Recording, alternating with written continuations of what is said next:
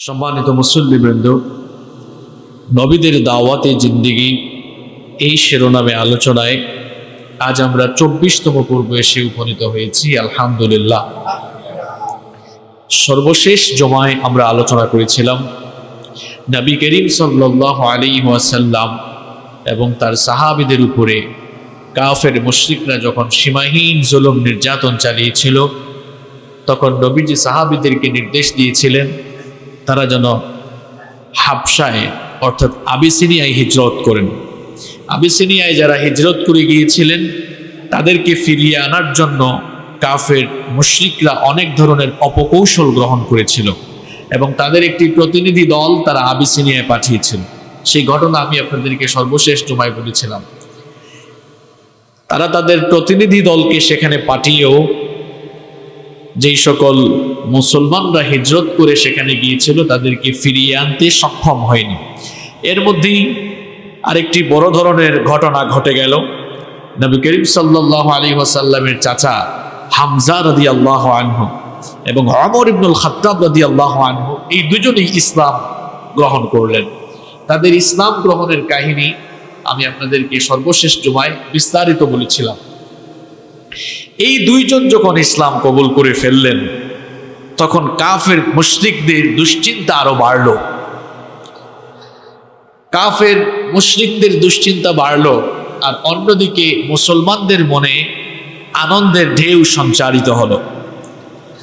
নবী করিম সাল্লাল্লাহু আলাইহি ওয়াসাল্লাম তো তার চাচা আবু তালেবের আশ্রয়ে ছিলেন।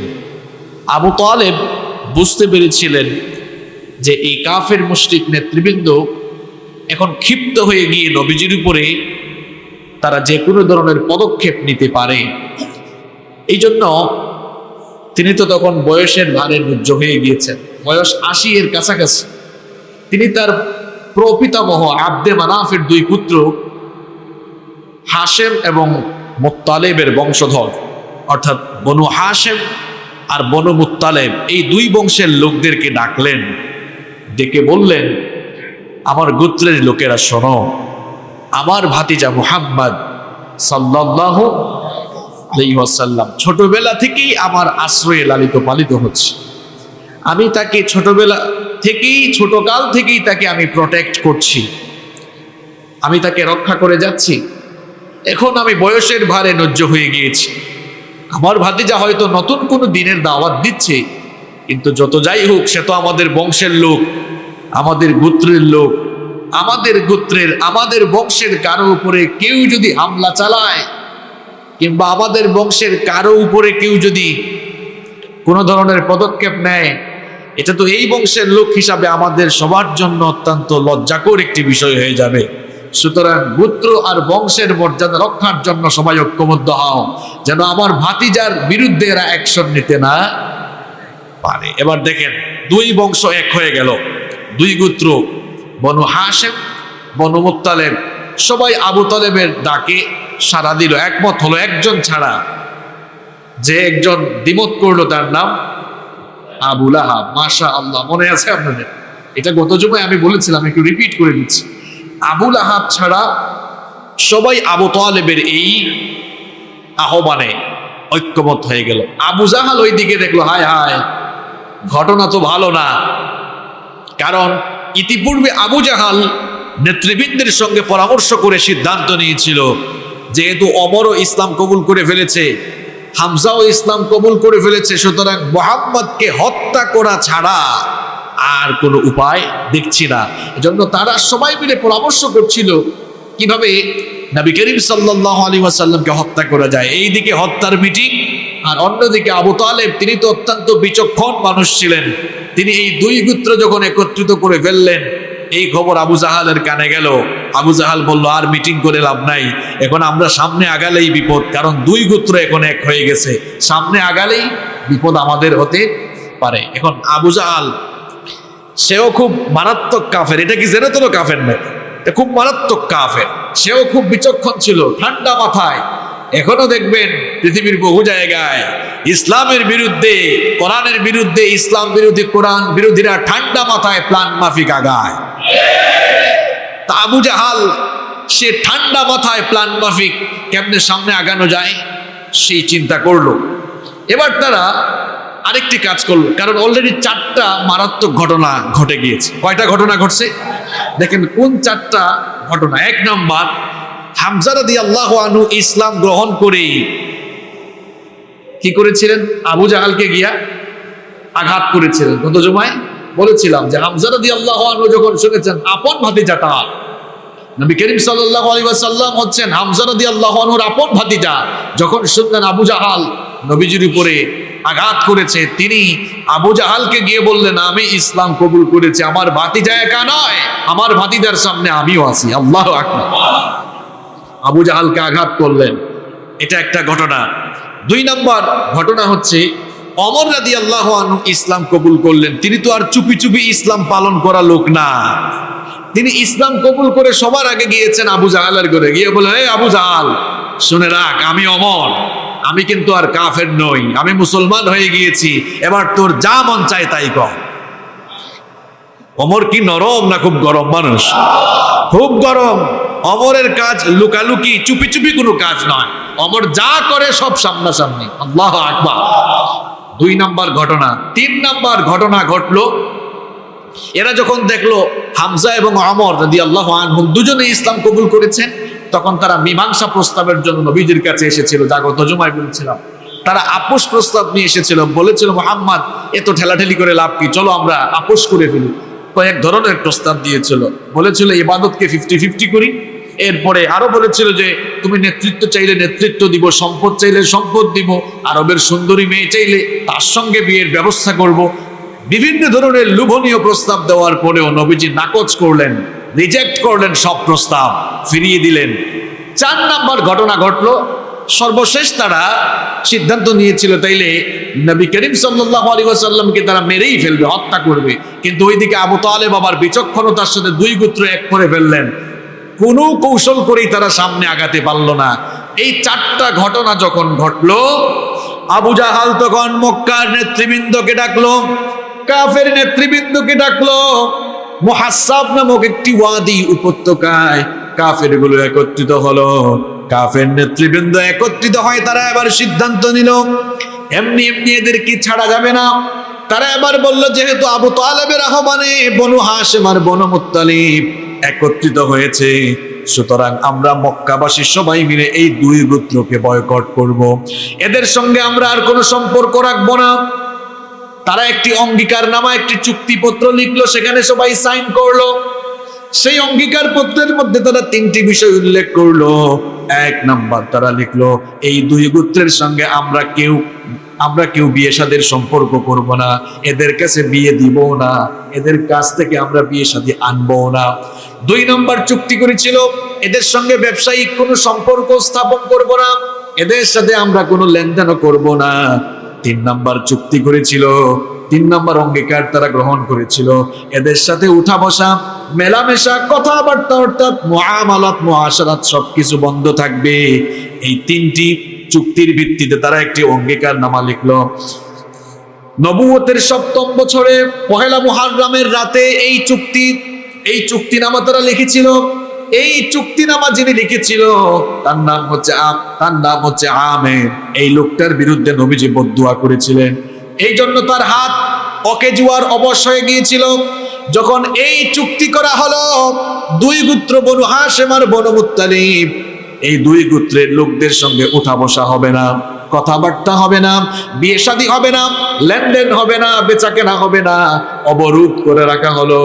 এই 2 গোত্রের লোকদেরকে যখন অবরোধ করে রাখা হলো, ছোট বড়, আবাল বৃদ্ধা বনিতা, নারী পুরুষ সকলেই এবার দেখা গেল বহু কষ্টের মধ্যে পড়ে গেল। কারণ এই 2 গোত্রের মানুষের কাছে এসে কেউ কোনো পণ্য কেনা বেচা করে না, কোনো খাবার দাবার বিক্রি করে না, দান করা দূরের কথা, টাকার বিনিময়েও এদের কাছে কেউ পণ্য বিক্রি করতে চায় না।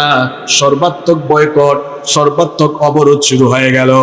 আল্লাহর জমিনে আল্লাহর দ্বীন ইসলাম এমনি এমনি কায়েম হয় নাই, এমনি এমনি আল্লাহর জমিনে আল্লাহর দ্বীন ইসলাম বিজয়ী হয় নাই। এর পেছনে কত রক্ত ঝরা কাহিনী, কত নির্মম নির্যাতনের কাহিনী আছে আমরা তা জানি না। এখনো আমরা অনেকে আল্লাহর দ্বীনের পক্ষে কথা বলার জন্য অনেকে হামলা মামলা জেল জুলুম নির্যাতনের শিকার হয়। এগুলো হলো নবীওয়ালা তরিকায় দাওয়াতি পদ্ধতির অনুসরণ। কারণ নবীজি নিজেও তার অনুসারীদেরকে নিয়ে শিয়াবে আবু তালিবের মধ্যে 3 বছর জেলে বন্দী ছিলেন। কয় বছর? 3 বছর। এই যে এরা অবরোধ করে রাখলো 3 বছর। এবার দেখা গেল তাদের কাছে যে অল্প কিছু খাওয়া দাওয়া ছিল, এই খাবার দাবার ফুরিয়ে গেল। এই খাবার দাবার শেষ, এখন এরা খাবে কি? কারণ কেউ তো তাদের কাছে এসে কোনো পণ্য বিক্রি করে না, কেউ তাদের সাথে পণ্য বিক্রি করবে কি? কথাবার্তাও বলে না, কোনো লেনদেন নাই, মুআমালাত মুআশারাত সব বন্ধ। সব খাবার দাবার শেষ হয়ে গেল। এখন তারা কি খাবে? গাছের পাতা খেয়েছে, গাছের পাতা খেয়েছে, গাছের ডাল ছাতা, গাছের ছাল পাতা এগুলো খেয়ে জীবনযাপন।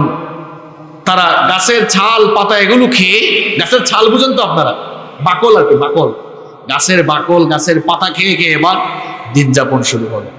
এবার চতুর্দিকে ডানে বামে সামনে পিছনে শুধু ক্রন্দন, কান্না, আহাজারি শোনা যায়। কান্নায় আর আহাজারিতে আকাশ বাতাস এদের আর্তনাদে ভারী হয়ে গিয়েছিল। মাঝে মাঝে কেউ কেউ গোপনে গোপনে তাদের কাছে খাবার নিয়ে আসতো, যেমন উম্মুল মুমিনিন, যেমন আম্মাজান খাদিজা আত-তাহেরা রাদিয়াল্লাহু আনহা এক আত্মীয় হাকিম বিন হিজাম, তিনি একদিন গোপনে খাবার আনতে চেয়েছিলেন। তাও আবু জাহাল সব জায়গায় গোয়েন্দা লাগায় রাখছে, আটকায় ফেললো, বললো কি ব্যাপার, খাবার নিয়ে কোন জায়গায় যাও? এইভাবে কেউ তাদের কাছে খাবার নিয়ে যেতে পারতো?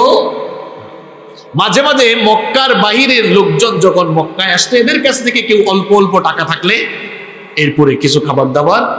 কিন্তু এইরকম করে একে একে 3 বছর নবী করিম সাল্লাল্লাহু আলাইহি ওয়াসাল্লাম সহ এই বনু হাশিম আর বনু মুত্তালিব এদেরকে সহ সকল মুসলমানদেরকে অবরোধ করে রাখা হলো। কয় বছর?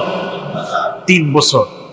এই 3 বছর অবরোধ করে রাখার পর দেখা গেল অবরোধকারী যারা ছিল এবার কাফের কাফের ঠেলাঠেলি শুরু হয়েছে, গুতাগুতি। কেউ কেউ দেখলো ব্যবসা বাণিজ্য তো জমতেছে না, কারণ দুইটা গোষ্ঠী তো অনেক বড়, বনু হাশিম বনু মুত্তালিব। এবার তাদের মধ্যে যখন ঠেলাঠেলি শুরু হলো, আবু জেহেলকে সবাই ধরলো নেতা। আর কয় বছর? 3 বছর তো হয়ে গেল, তাও তো দেখি এদেরকে, ওরা চুক্তি করেছিল ওই যে অঙ্গীকারনামা, যে তোমাদেরকে অবরোধ করে রাখবো না, শর্ত একটাই, মুহাম্মদ সাল্লাল্লাহু তাকে আমাদের কাছে তুলে দাও। কাফেরদের শর্ত ছিল অবরোধ উঠাই ফেলবো, মুহাম্মদ তাকে আমাদের হাতে তুলে দাও, আমরা তাকে হত্যা করে ফেলবো, তোমরা নিশ্চিন্তে থাকতে পারবা, অবরোধ উঠায় ফেলবো। আর 2 গোত্র বলেছিল না, আমাদের জীবন যাবে তাও তোমাদের হাতে তাকে তুলে দিব না। আল্লাহু আকবার। এই 3টি বছর অনেক কষ্টের ছিল। এবং নবীজির চাচা আবু তালেব নবীজিকে কেমন ভাবে প্রোটেকশন দিয়েছেন দেখেন।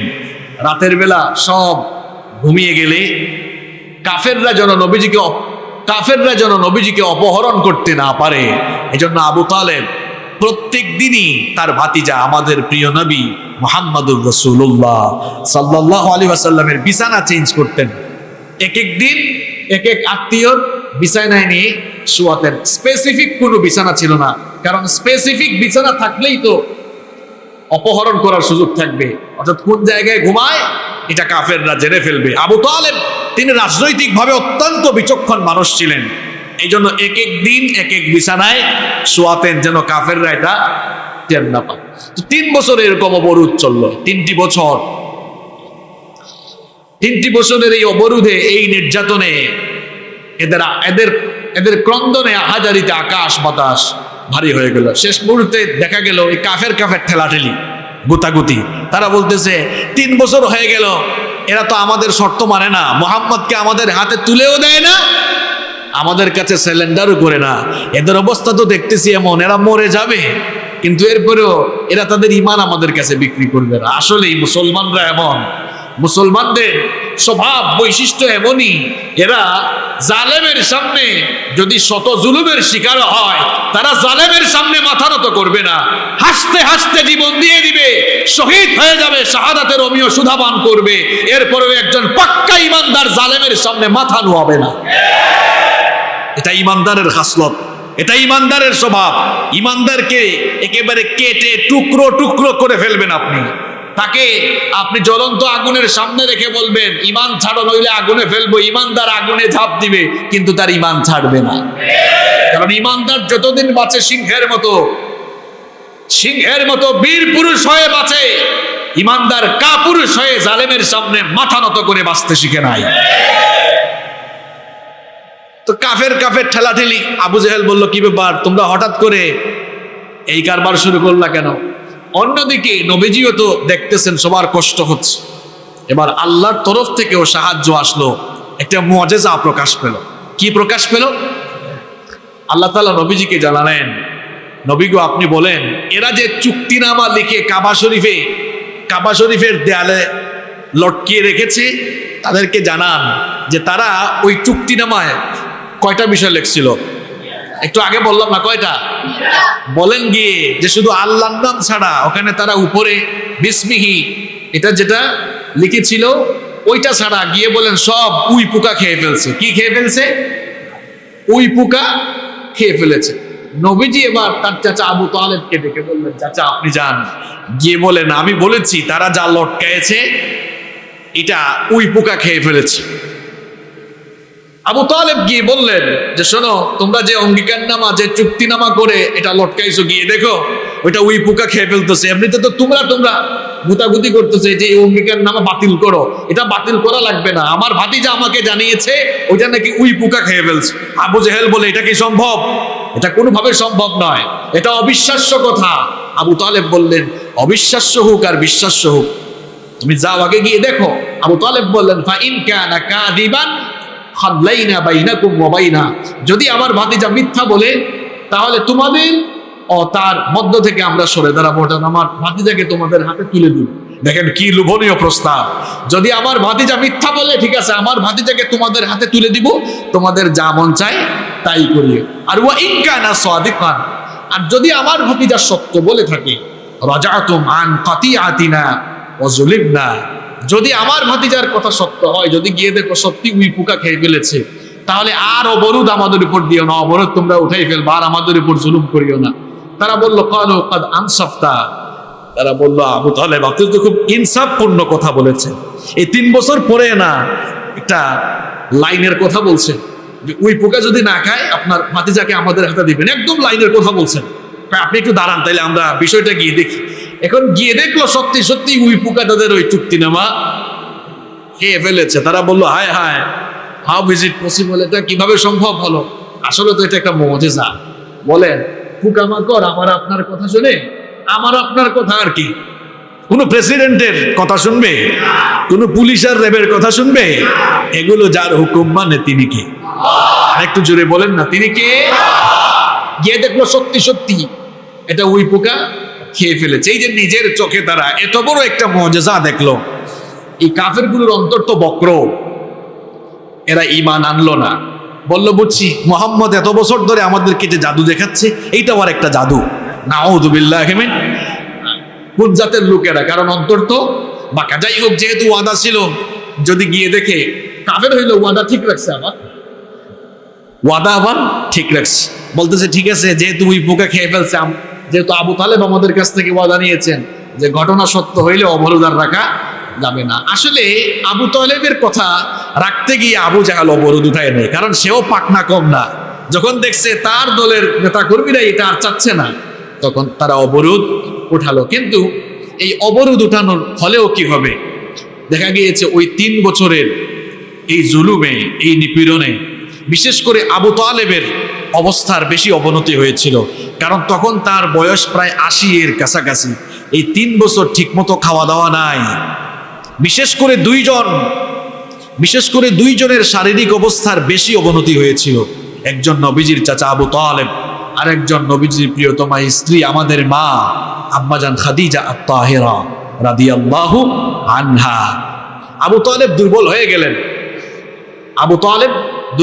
গেলেন। ওইদিকে আবু জাহাল আবার সবাইকে ডাকলো, ডেকে বলল আবু তালেবের অবস্থা তো বেশি ভালো না, দুর্বল হয়ে গিয়েছে, হঠাৎ করে যে কোনো দিন চলে যেতে পারে।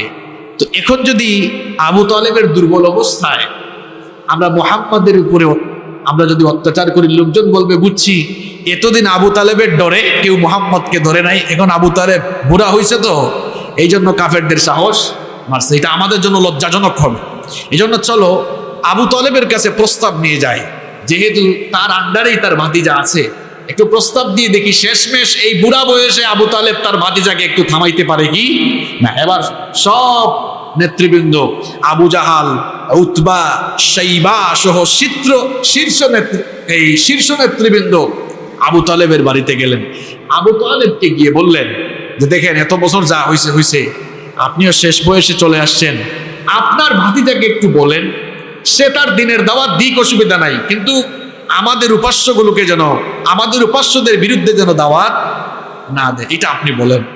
আবু তালেব নবী করিম সাল্লাল্লাহু আলাইহি ওয়াসাল্লামকে ডাকলেন, ডেকে বললেন যে ভাতিজা তুমি তো জানো এরা আমাদের বংশের খুব গণ্যমান্য মানুষ, তুমি তাদেরকে চিনো, সম্মানিত মানুষেরা, এরা এই প্রস্তাব নিয়ে এসেছে, তোমার অভিমত কি? নবী করিম সাল্লাল্লাহু আলাইহি ওয়াসাল্লাম তখন তার চাচা আবু তালেবকে বললেন, চাচা আপনি তাদেরকে বলেন আমি এমন একটি প্রস্তাব তাদেরকে দিচ্ছি, এই প্রস্তাব যদি তারা গ্রহণ করে ফেলে শুধুমাত্র এই মক্কা কিংবা আরবের মানুষ নয়, আমার এই প্রস্তাবটা মেনে ফেললে গোটা দুনিয়া তাদের পায়ের সামনে নত হয়ে যাবে। এদের তো অন্তরটা একটু লোভনীয়।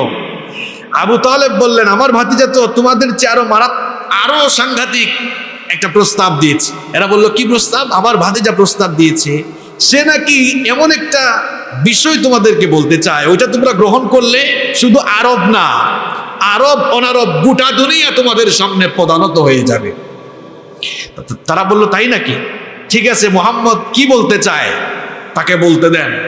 নবী করিম সাল্লাল্লাহু আলাইহি ওয়াসাল্লাম বললেন বেশি না, শুধু একটা কথা বলবা, লা ইলাহা ইল্লাল্লাহ মুহাম্মাদুর রাসূলুল্লাহ সাল্লাল্লাহু, আল্লাহ ছাড়া কোনো ইলাহ নাই আর আমি আল্লাহর প্রেরিত পয়গম্বর, এইটা বলবা। এটা বললেই শুধু মক্কা নয়, আরব নয়, আরব অনারব গোটা দুনিয়াবাসী তোমাদের সামনে নত হয়ে যাবে। আল্লাহু আকবার। এই কাফের গুলো তখন কি বলল দেখেন, এদের মুখের ভাষা আল্লাহ তাআলা কোরআনে তুলে দিলেন। কোরআনুল কারীমের 38 নম্বর সূরা, সূরাতুস সাদের 5 নম্বর আয়াতে আল্লাহ ওই কাফের নেতাদের মুখের ভাষাগুলো উঠিয়ে দিলেন। তারা বলেছিল আজালাল আলিহাতা ইলাহাহু ওয়াহিদা ইন্না হাযা লাশাইউন নুজাব। তারা বলল আমরা কি আমাদের বহু খোদা, অনেক মূর্তি, এগুলো বাদ দিয়ে একজনকে ইলাহ হিসেবে গ্রহণ করব? ইন্না হাযা লাশাইউন নুজাব। মুহাম্মদ এটা তো খুব বিস্ময়কর, খুব আজীব একটা কথা বলেছো, তামসা করো আমাদের সাথে, তাই না? এটা আমাদের দ্বারা সম্ভব। নবীজিও বললেন তাহলে তোমাদের প্রস্তাব আমার দ্বারাও মানা সম্ভব নয়। এবার আবু তালেব এর কাছ থেকে, বাড়ি থেকে তারা কাফেররা হতাশ হয়ে গেল। আবু তালেবও বৃদ্ধ বয়সে চলে গেলেন, তার বয়স 80 হয়ে গেল কিংবা তার একটু বেশি, খুব দুর্বল হয়ে গেলেন, শারীরিকভাবে অক্ষম হয়ে গেলেন, মৃত্যুর সময় তার চলে আসলো। যে কোনো মানুষ মৃত্যুসজ্জায় থাকলে আমরা তাকে দেখতে যাই কি যাই না? কথা বলেন। এখন ওই কাফের নেতারাও গেল, আবু তালেবের বাড়িতে গেল, আর নবীজি তো তার আপন চাচা, এবং তার চাচা তাকে ছোটবেলা থেকেই আদর মহব্বত দিয়ে লালন পালন করেছে। নবীজিও গেল, কাফেররাও আছে, নবীজিও আছে। নবীজির অন্তরটা বেদনা হতো, খুব খারাপ লাগতেছে, কারণ তার এই চাচা ছোটকাল থেকেই তাকে বড় আদর করে মহব্বত করে বড় করেছেন। কাফের মুশরিকদের অত্যাচার নির্যাতন থেকে সব সময় তাকে প্রোটেকশন দিয়েছেন। তার যেই চাচা তাকে এত আদর মহব্বত ভালোবাসা দিয়ে প্রতিপালন করেছেন, তার সেই চাচা ঈমান না এনে বেঈমান অবস্থায় দুনিয়া থেকে চলে যাবেন, এটা নবীজি মানতে পারছেন না। এই জন্য নবীজির অন্তরটা বেদনাহত হয়ে গেল। বেদনাহত অন্তর নিয়ে নবীজি তার চাচা আবু তালেবের মাথার পাশে গেলেন। বুখারী শরীফের মধ্যে এসেছে, নবীজি তার চাচার কাছে গিয়ে বললেন, ইয়া আম্মি, হে আমার চাচা, কুল লা ইলাহা ইল্লাল্লাহ, আপনি কেবলমাত্র লা ইলাহা ইল্লাল্লাহ এতটুকু মুখ দিয়ে ঘোষণা দেন, মুহাম্মাদুর রাসূলুল্লাহ বলা লাগবে না, শুধু লা ইলাহা ইল্লাল্লাহ আপনার জন্য এতটুকু ঘোষণা দিলেই চলবে। আপনি যদি এতটুকু কথা বলতে পারেন, কালিমাতা আশহাদু লাকা বিহা ইনদাল্লাহ, এতটুকু ঘোষণা যদি দেন, আমি আপনাকে কথা দিচ্ছি আল্লাহর সঙ্গে ঝগড়া করে কিয়ামতের দিন সুপারিশ করে আমি আপনাকে নিয়ে জান্নাতে ঢুকবো।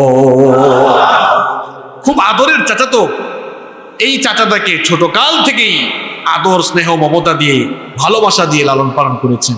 তার সেই চাচা ঈমান না এনে কাফের অবস্থায় দুনিয়া থেকে চলে যাবেন, নবী মানতে পারছেন না এটা।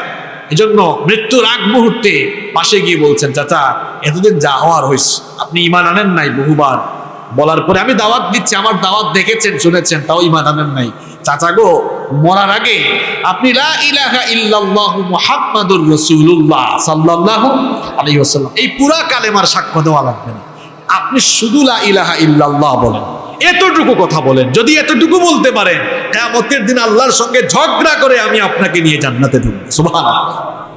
নবীজি যখন এই কথা বললেন, ওইদিকে আবুল আহাব, আবু জাহাল, উতবা আর শাইবা কয়, কি ব্যাপার আবু তালেব, মরার আগে কি তোমার ভাতিজার কথা কবুল করে তুমি কি আমাদের বাপদাদার ধর্মকে অপমানিত করবা নাকি? দেখেন, মরার আগেও এরা ছাড়তেছে না। তাদের কথা হচ্ছে আবু তালেব মরুক, তারপরে তার কাছ থেকে যাব, নইলে তো মুহাম্মদ সাল্লাল্লাহু আলাইহি ওয়াসাল্লাম তাকে ঈমান গ্রহণ করাই ফেলতে পারে। এই জন্য তারা যাচ্ছে না, বলতেছে খবরদার তোমার ভাতিজার কথা শুনবা না, বাপ দাদার ধর্মকে অপমানিত করো না। আবু তালেব নবীজিকে বললেন যে আমারও তো মনে চায়, কিন্তু আমি অপমানিত হব আর এরা আমাকে নিয়ে কুৎসা রটাবে, এই জন্য তো আমি বলতে পারছি না। এই অবস্থায় তিনি চলে গেলেন, ঈমান আর আনলেন না, ঈমান না এনে চলে গেলেন। নবীজির মনটা খারাপ হয়ে গেল, কারণ তার এই চাচা ছোটবেলা থেকেই তাকে আদর স্নেহ মমতা ভালোবাসা দিয়ে প্রতিপালন করেছেন। তার এই চাচা ঈমান না এনে ইন্তেকাল করলেন। নবীজির মনটা আরো বেশি বিষণ্ণ হয়ে গেল। নবীজির মন যখন খারাপ হয়ে গেল, সাইয়েদনা জিবরিল এবার নবীর কাছে ওহী নিয়ে আসলেন। আল্লাহ তাআলা জিবরিলের মাধ্যমে নবীজিকে জানিয়ে দিলেন, ইন্নাকা লা তাহদি মান আহবাবতা ওয়ালাকিন্নাল্লাহা ইয়াহদি মান ইয়াশা ওয়া হুয়া আ'লামু বিল মুহতাদিন। আল্লাহ তাআলা বললেন, ইন্নাকা লা তাহদি মান আহবাবতা, নবী আপনাকে যে ভালোবাসা দেখিয়েছে, যে আপনাকে ভালোবেসেছে, তাকে হেদায়াত দেওয়ার মালিক আপনি নন। হেদায়াত দেওয়ার মালিক কে? আপনার মনে তো খারাপ কেন? আমি তো আপনাকে হেদায়াত করার জন্য জোর করে কাউকে হেদায়াত দিয়ে দিবেন এই দায়িত্ব দিয়ে পাঠাই নাই। আপনি হেদায়াতের দিকে ডাকবেন, কিন্তু হেদায়াতের চাবি আমার হাতে। হেদায়াত দেওয়ার মালিক কে? আল্লাহ বললেন, ওয়ালাকিন্নাল্লাহা ইয়াহদি মান ইয়াশা, আমি যাকে চাই তাকেই হেদায়েত দিই, হেদায়েত দেওয়ার মালিক আপনি না। এই কথা নবীজিকে জানানোর পরেও নবীজির মন ভালো হয় না, কারণ এত বছর ধরে নবীজিকে যেই লোকটা এত প্রোটেকশন দিয়েছে, এত ভালোবাসা দিয়েছে, এত আদর মহব্বত দিয়েছে, তিনি ঈমান হারা হয়ে ঈমান না এনেই তিনি ইন্তেকাল করলেন। নবীজি কোনোভাবে এটা মানতে পারছেন না। নবীজি এবার মনে মনে সিদ্ধান্ত নিলেন, আমি আমার চাচার জন্য আল্লাহর কাছে দোয়া করে মাফ চেয়ে ফেলবো, কারণ আমি দোয়া করলে হয়তো আল্লাহ মাফ করে দিতে পারেন। এটা যখন মনে মনে ভাবছেন, সঙ্গে সঙ্গে আল্লাহ আবার আয়াত নাজিল করে দিলেন, মা কানা লিন-নাবিয়্যি ওয়াল্লাযীনা আমানু আইয়াস্তাগফিরু লিল-মুশরিকিনা ওয়ালাউ কানু উলি কুরবা মিন বা'দি মা তাবায়্যানা লাহুম আন্নাহুম আসহাবুল জাহিম। আল্লাহ তাআলা আয়াত নাযিল করলেন, নবী এবং ঈমানদারদের জন্য এটা শুভনীয় নয় যে তারা কোনো মুশরিকের জন্য আল্লাহর কাছে ক্ষমা চাইবে। এটা নবীর জন্য উচিত নয়, ঈমানদারের জন্য উচিত নয়। কারণ আল্লাহর কাছ থেকে সত্য আসার পরেও যারা এই সত্য দিনকে গ্রহণ করে নাই, এদের ব্যাপারে আল্লাহর সিদ্ধান্ত আন্নাহুম আসহাবুল জাহিম, তারা জাহিম জাহান্নামের অধিবাসী হবে, জাহান্নাম থেকে তারা রেহাই পাবে না। এই আয়াত নাজিল করে আল্লাহ নবীজিকে জানালেন, নবী গো আপনার চাচা আপনাকে ভালোবেসেছে, আদর মোহব্বত করেছে, তো কি হয়েছে? সে তো আমার উপরে ঈমান আনে নাই। সুতরাং যে আপনার রবের উপরে ঈমান আনে নাই, যে আপনার রবকেই ভালোবাসলো না, তার প্রতি এত ভালোবাসা দেখানোর আপনার কোনো দরকার নাই। আপনার জন্য তার প্রতি আর এত উদারতা দেখানোর দরকার নাই। বরং আপনি নবী হিসাবে একজন মুশরিকের জন্য ক্ষমা প্রার্থনা করা আপনার জন্য উচিত নয়। তবে আপনার মনে যেহেতু কষ্ট লাগতেছে, এই জন্য আপনার এই মনোকষ্ট, এটা আমি দেখেছি, দেখার কারণে এই আবু তালেবের প্রতি আমি একটু ইহসান করব। ইহসানটা হলো জাহান্নামে যত ধরনের শাস্তি রয়েছে সব চাইতে কম শাস্তি আপনার চাচা আবু তালেবকে দেওয়া হবে। শাস্তিটা হচ্ছে এক জোড়া আগুনের তৈরি জুতা পরিধান করানো হবে। নবীজি বলছেন, নবীজির চাচাতো ভাই আব্দুল্লাহ ইবনে আব্বাস রাদিয়াল্লাহু আনহু, তিনি একদিন নবীজিকে জিজ্ঞেস করলেন, ইয়া রাসূলুল্লাহ, পড়েন সাল্লাল্লাহু আলাইহি ওয়াসাল্লাম, আবু তালেব সম্পর্কে আমি আপনার কাছে জানতে চাই। জাহান্নামীদেরকে শাস্তি দেওয়া হবে, কিন্তু আপনার চাচা আবু তালেবের ব্যাপারে আল্লাহর সিদ্ধান্ত কি? নবীজি তখন বললেন, জাহান্নামের সবচেয়ে হালকা আযাব প্রাপ্ত হচ্ছেন আমার চাচা আবু তালেব। তাকে এক জোড়া আগুনের তৈরি স্যান্ডেল পরিধান করানো হবে, এতে করেই তার মাথার মগজগুলো টকবক করে গলে গলে পড়তে থাকবে। আল্লাহু আকবার।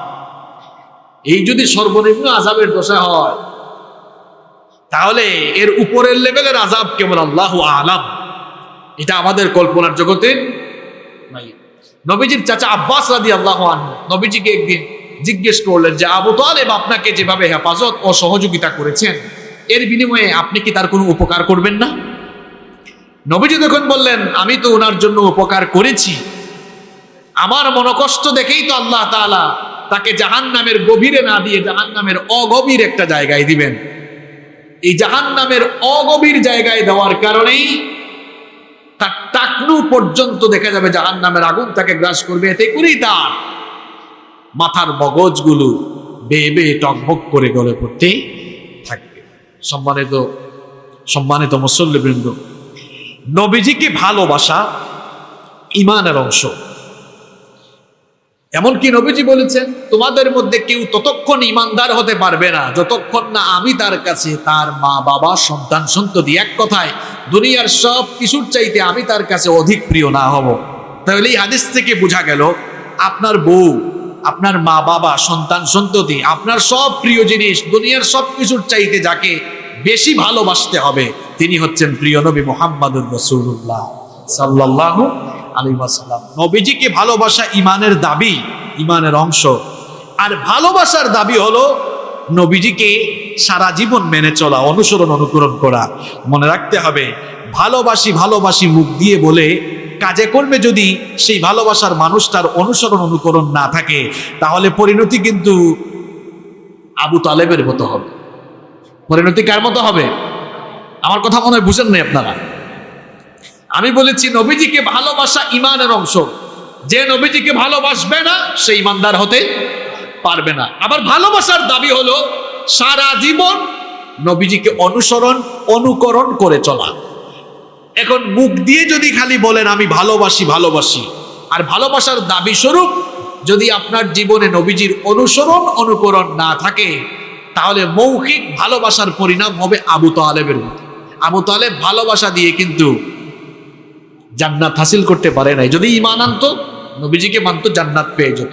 সুতরাং আমরা নবীজিকে ভালোবাসবো, আমাদের জীবনের চেয়ে বেশি ভালোবাসবো, নবীজিকে জীবনের চেয়ে বেশি ভালোবাসবো। এই ভালোবাসার দাবি স্বরূপ আমরা আমৃত্যু আমাদের নবীকে অনুসরণ অনুকরণ করব ইনশাআল্লাহ। এর মধ্যেই নাজাত রয়েছে, ইসলামকে মেনে চলার ভিতরেই নাজাত রয়েছে।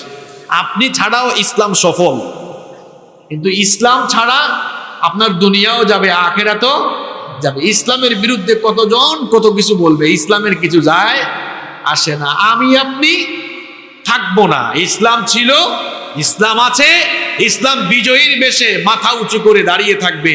ইসলামের বিরুদ্ধে যত পাগলারাই পাগলামি করেছে, সব পাগলাদেরকে আল্লাহ বেইজ্জত করে দিয়েছে। এই আমাদের দেশে লতিফ সিদ্দিকী থেকে নিয়ে মুরাদ হাসান পর্যন্ত যতগুলো পাগলা ইসলামের বিরুদ্ধে উঠে পড়ে লেগেছে, আল্লাহ সবগুলোকে বেইজ্জত করে জাতির সামনে একেবারে বেহায়া নির্লজ্জ বানিয়ে দিয়েছে। এই লোকটা কি করেছে? গত ৩-৪ মাস ধরে মনে হয়েছে যেন তার বক্তব্য শুনলে মনে হতো যে পাবনার ওই পাগলাগারদ থেকে বের হয়ে মনে হয় আসছে, এমন ভাবে কথাবার্তা বলতো।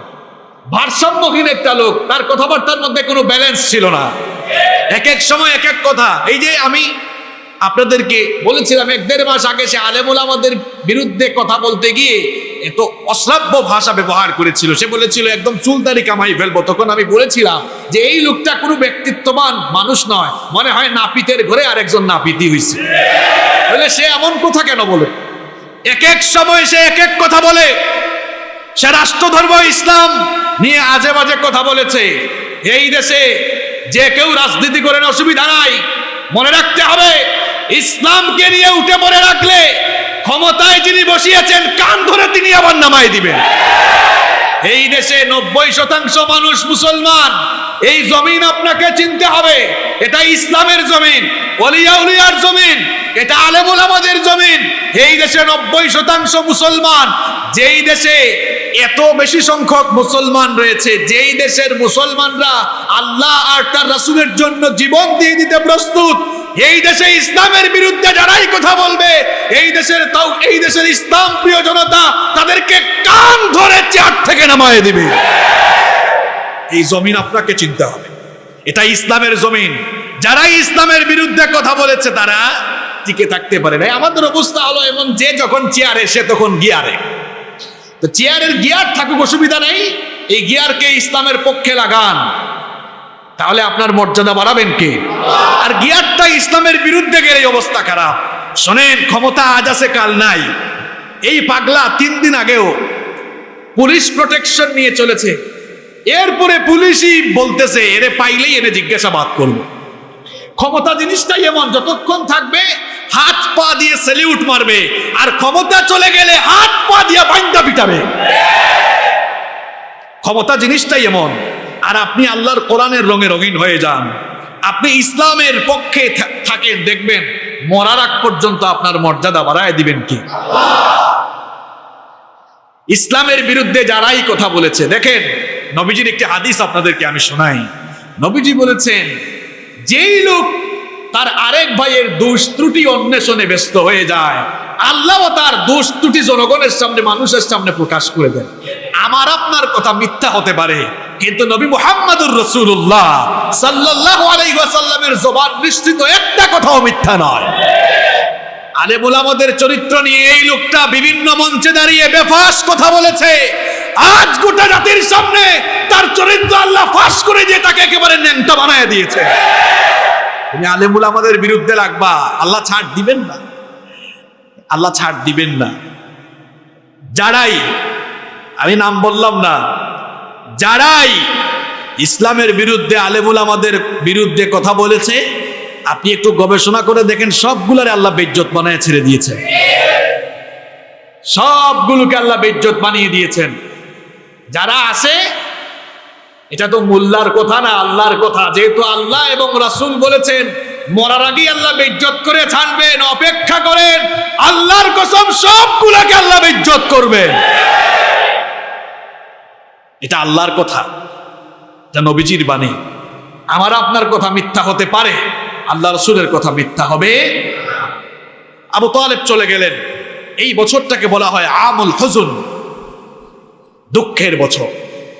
কারণ এই বছরে নবীজির দুজন প্রিয় মানুষ যারা তাকে সবচেয়ে বেশি সাপোর্ট দিয়েছেন, এই দুজনেই চলে গেলেন। আবু তালেবের ইন্তেকালের ২-৩ মাসের মধ্যেই চলে গেলেন নবীজির প্রিয়তমা স্ত্রী আম্মাজান খাদিজা আত-তাহেরা রাদিয়াল্লাহু আনহা। তখন তার বয়স হয়েছিল ৬৫ বছর। দেখেন, দুটা মৃত্যু একসাথে। নবীজির চাচা মারা গেলেন ২-৩ মাসের মাথায়, নবীজির প্রিয়তমা স্ত্রী আম্মাজান খাদিজা আত-তাহেরা রাদিয়াল্লাহু আনহা তিনিও চলে গেলেন। নবীজির মনটা আরো বেশি খারাপ হয়ে গেল, কারণ এই দুইজন নবীজিকে সবচাইতে বেশি সাপোর্ট দিয়েছিল। এই দুইজনের ইন্তেকালের কারণে কাফের মুশরিকদের নির্যাতন নবীজির উপরে আরো বেড়ে গেল। আর আম্মাজান খাদিজা আত-তাহেরা রাদিয়াল্লাহু আনহাকে নবীজি এত মহব্বত করেছেন। আম্মাজান খাদিজা আত-তাহেরা রাদিয়াল্লাহু আনহা জীবিত থাকা অবস্থায় নবীজি অন্য একটা বিয়েও করেন নাই, এত ভালোবেসেছেন তিনি তার প্রিয়তমা স্ত্রী খাদিজা আত-তাহেরা রাদিয়াল্লাহু আনহাকে। নবীজি বলেছেন, আমি আমার খাদিজাকে এত ভালোবাসি, আমাকে আল্লাহ নবুয়ত দেওয়ার পরে সবাই যখন আমাকে মিথ্যুক বলেছে, আমার খাদিজা আমাকে বিশ্বাস করেছে।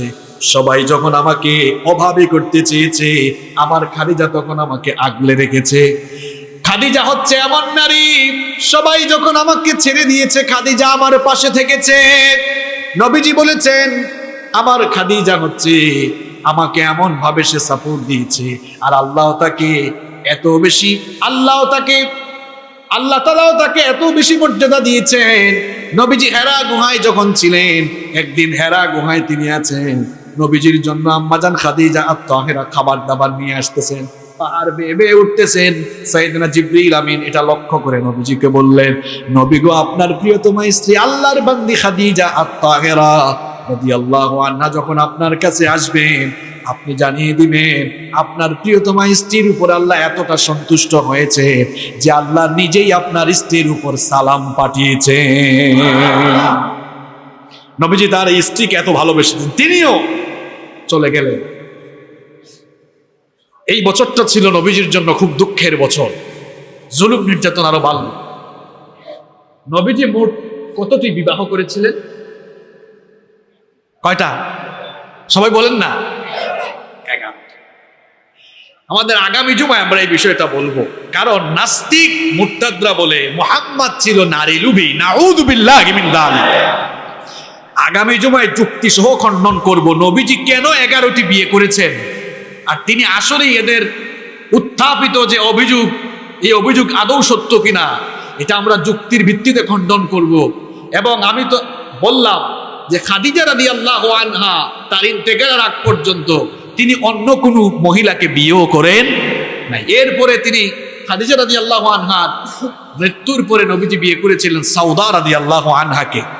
তো নবীজি 11টি বিয়ে কেন করলেন, কোন কোন জায়গায় কাকে বিয়ে করলেন, কি কারণে করলেন, আর ওই নাস্তিক ব্লগারদের উত্থাপিত অভিযোগগুলো সত্য কিনা, এটাও আমরা আগামী জুমায় খণ্ডন করব ইনশাআল্লাহ। আল্লাহ তাআলা আমাদের সকলকে কথাগুলো মেনে চলার তৌফিক দান করুন।